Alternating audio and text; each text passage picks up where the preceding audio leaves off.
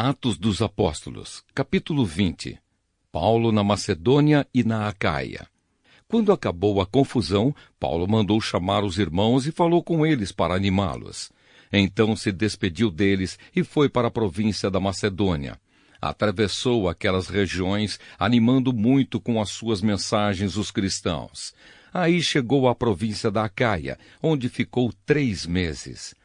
Quando já estava pronto para ir à província da Síria, soube que os judeus estavam fazendo planos contra ele.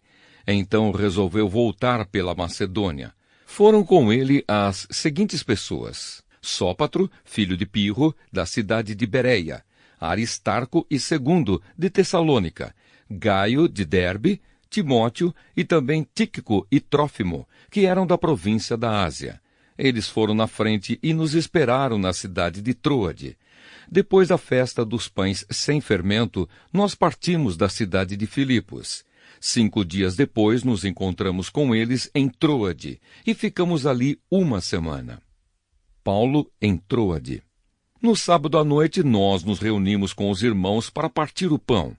Paulo falou nessa reunião e continuou falando até a meia-noite, pois ia viajar no dia seguinte. Havia muitas lamparinas acesas na sala onde nós estávamos reunidos, a qual ficava no 3º andar da casa.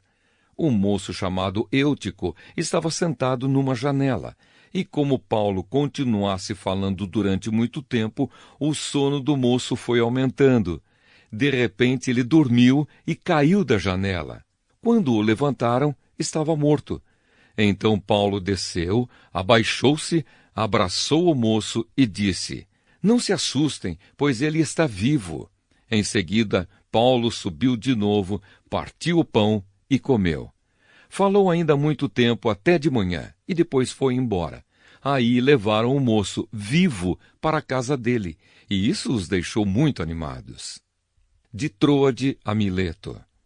Nós fomos na frente e embarcamos no navio que nos levou até o porto de Assos, onde devíamos esperar Paulo. Ele mandou que fizéssemos isso porque queria ir por terra até lá. Quando ele se encontrou conosco em Assos, nós o recebemos no navio e seguimos viagem até a cidade de Mitilene. Então partimos dali e no dia seguinte passamos perto da ilha de Quios. No outro dia já estávamos na ilha de Samos, e um dia depois chegamos ao porto de Mileto. Paulo tinha resolvido não parar na cidade de Éfeso, para não ficar muito tempo na província da Ásia. Ele estava com pressa, pois queria chegar a Jerusalém, se possível, antes do dia de Pentecostes. A mensagem de Paulo. Em Mileto, Paulo mandou chamar os presbíteros da igreja de Éfeso, para se encontrarem com ele. Quando eles chegaram, Paulo disse: "Vocês sabem como foi que passei todo o tempo que estivemos juntos, desde o primeiro dia em que cheguei à província da Ásia. Fiz o meu trabalho como servo do Senhor, com toda a humildade e com lágrimas.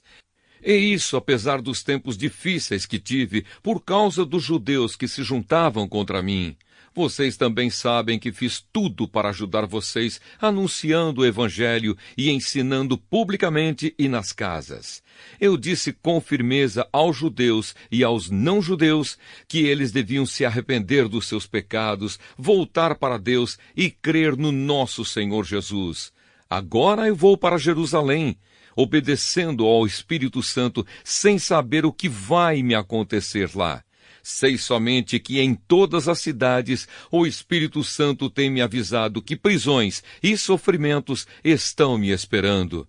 Mas eu não dou valor à minha própria vida. O importante é que eu complete a minha missão e termine o trabalho que o Senhor Jesus me deu para fazer. E a missão é esta: anunciar a boa notícia da graça de Deus. Eu tenho estado entre vocês anunciando o reino de Deus, e agora sei que vocês não vão me ver mais.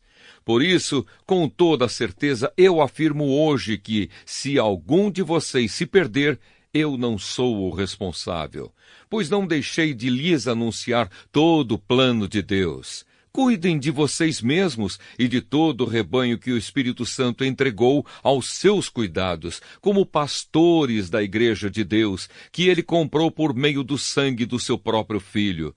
Pois eu sei que depois que eu for, aparecerão lobos ferozes no meio de vocês, e eles não terão pena do rebanho.